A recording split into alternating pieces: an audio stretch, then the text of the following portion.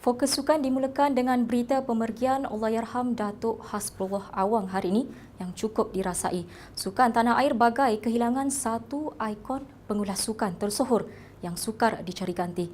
Apa yang unik atau mudah membuat peminat sukan mengenalinya adalah suara emas yang didengar pada setiap acara siaran langsung, baik perlawanan bola sepak antarabangsa, membabitkan skuad negara, Piala Malaysia ataupun Sukan C ketika ditonton di kaca televisyen.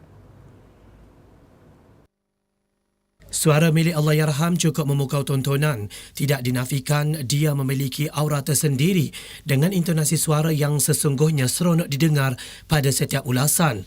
Populariti beliau memuncak ketika zaman bola sepak Malaysia memasuki era semi-pro pada awal 1990-an. Beliau juga pernah menyumbang suara untuk filem Sumolah arahan Afrin Shauki. Kalangan peminat sukan menganggap beliau sebagai antara pengulas terbaik yang pernah dilahirkan negara sebaris nama-nama besar lain seperti Datuk Rahim Razali. Kejayaan memenangi anugerah pengulas TV terbaik Seri Angkasa pada tahun 1989, 1991 dan 2004 sekadar menceritakan betapa beliau menjadi satu tarikan peminat pada era berkenaan. Allahyarham memulakan kerjaya penyiaran pada tahun 1974 sebagai pembantu siaran tingkat 4 di RTM Kuantan, Pahang sebelum berpindah ke Angkasa Puri Kuala Lumpur pada tahun 1980. Bersara awal pada tahun 1992 sebelum menyertai TV3 sehingga 1994 tetapi kembali menyertai semula RTM sebagai penyampai dan pengacara sambilan. Sejak 1980 terbabit dalam siaran dan liputan sukan sehingga menjadi pengulas sukan Astro Arena bermula 2014. Hasbullah meninggal dunia hari ini akibat komplikasi jantung. Allahyarham menghembuskan nafas terakhir di unit rawatan koronari CCU Institut Jantung Negara IGN pada jam 12.20 tengah hari. Jenazah akan dibawa pulang ke rumahnya di Seksyen 32 Bukit Naga, Shah Alam jam 3 petang ini dan dijangka disemadikan selepas asar atau pagi esok.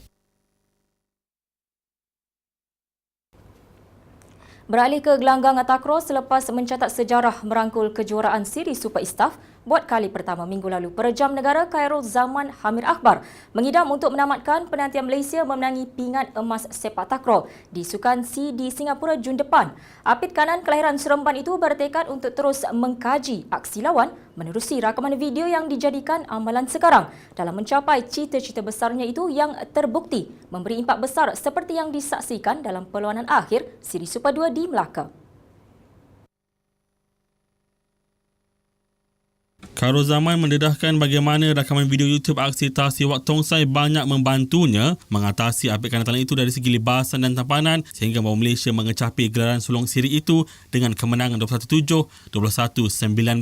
Memburu emas Sukan C tahun ini menjadi misi seterusnya, katanya masuk menggantikan Hanafi Adolah dalam set kedua perlawanan itu kepada utusan Malaysia semalam. Pemain berusia 21 tahun itu berpendapat bahawa perejam talent sukar untuk menangkis libasan kali apit kanan Malaysia sepertinya di Hanafiah kerana di negara mereka terlalu ramai pemain yang mengamalkan libasan gulung. Khairul Zaman tidak lupa menunjukkan penghargaan kepada 3 watak penting di sebalik kejayaannya sekarang, iaitu Mak Isa Siddiq, Ismail Latan dan bekas perundi dari Thailand, Prawet Intra. Sukan C 2015 akan berlangsung di Singapura pada 5 hingga 16 Jun.